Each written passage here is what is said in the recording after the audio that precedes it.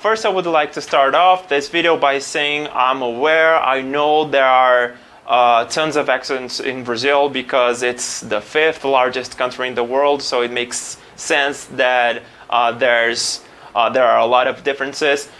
So if that's the case, because I know there are Brazilians watching this video right now, if that's the case, if some of the things I point out here you kind of disagree with, just write a comment down below, and so we all can benefit from your knowledge, okay? Hey guys, how you doing? Lucas here. And if you watched my previous video on Brazilian Portuguese, you already know there's a big difference between formal standard Portuguese and informal non-standard Portuguese.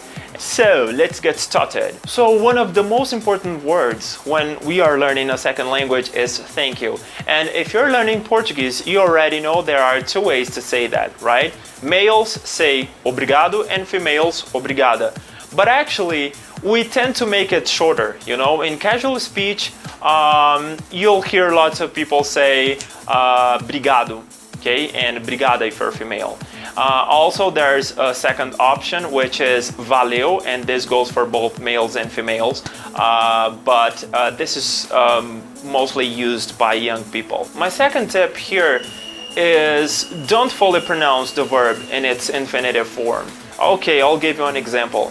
So if you're saying I have to talk to you, you know, which in Portuguese we say tenho que falar com você, or eu tenho que falar com você. You know, I just pronounced the R here. Come on. This was supposed to be natural, but anyways. It's because when we're talking in front of a camera, we tend to try to sound more formal, and that just happened. So just like British English, where people say father, daughter, do the same when you're using a verb in its infinitive form, okay? So eu tenho que falar com você, instead of eu tenho que falar com você, or eu tenho que falar com você. It depends on the region, because the way to pronounce that R sound, we have 3 different ways, and the standard one is falar, you know, and you can also say falar, which is the same sound we use in Spanish for lots of words like por favor, hablar, and the third one is similar to the English R, which is falar, okay? Third thing here, this one is very important, the preposition para. For example, this is for you. We say, isso é para você, instead of saying, isso é para você, because it makes you sound very, very formal, okay? And you don't want to sound formal if you're speaking in casual situations, right? Because, I don't know, it makes you sound kind of annoying.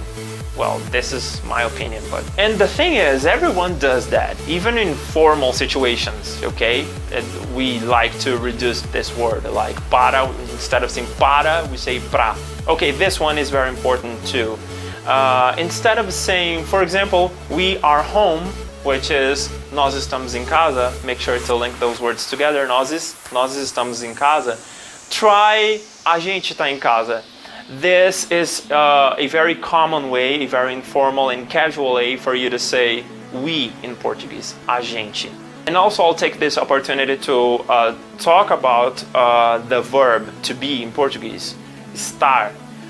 In this case, in this example, it makes you sound more casual, more informal, more natural if you say a gente tá em casa instead of saying a gente está em casa. Okay, so for example, I'm home, instead of saying eu estou em casa, you can say eu tô em casa, right? So if you're asking someone, are you home? You can say você tá em casa, or você tá em casa. What else? Okay, this one is also very funny. Where are you? You can say cadê você instead of saying onde você está, or onde você tá. Where's your mother? You can say cadê a sua mãe? Cadê a sua mãe? Where's my cell phone? Cadê o meu celular? Instead of saying onde está o meu celular. We like to use this cadê, which is an informal way for you to say where is, okay? This has to be very clear because in this word we have both where and the verb, okay? So it's cadê. Well, if you watched my previous video on Brazilian Portuguese, you already know that religion also reflects a lot on the way we speak here. Also, we like to use emojis a lot, smileys a lot, and we like to laugh a lot when we're texting someone, when we're speaking with someone on the internet. And this reminds me of a friend of mine. He's from Colombia. John, if you're watching this video, I just want to let you know that I'm very proud of you. Seriously, you rock. So I have this friend and he's from Colombia, and I just love the way he speaks Portuguese, because I guess he internalized, you know, the way we speak. He learned that.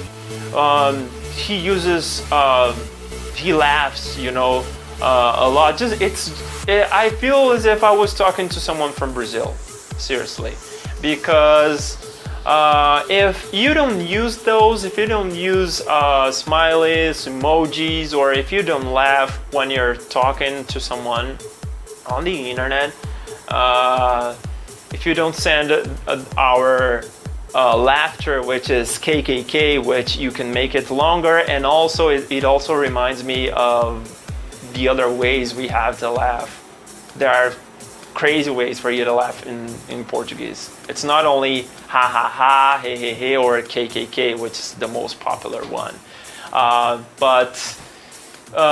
Yeah, thing is, if you don't laugh, or if you don't use emojis and smileys during your conversations, we might think you are kind of serious. You are a serious person, or I don't know. It just makes the conversation more interesting. Because when I talk to people, I know this is something cultural, but in Portuguese, when it comes to English or Spanish, I know that it doesn't work like that.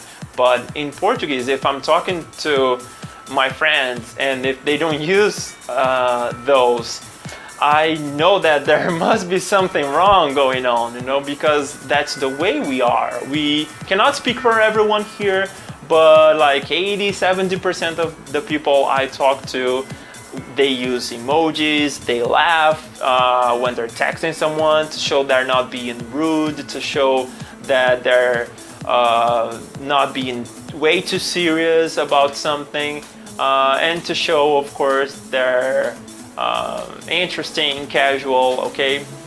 Yeah, so keep this in mind and take it into account when you're texting people on the internet, Brazilians, okay? Especially when you're saying goodbye, because in English we just say see you next time, see ya.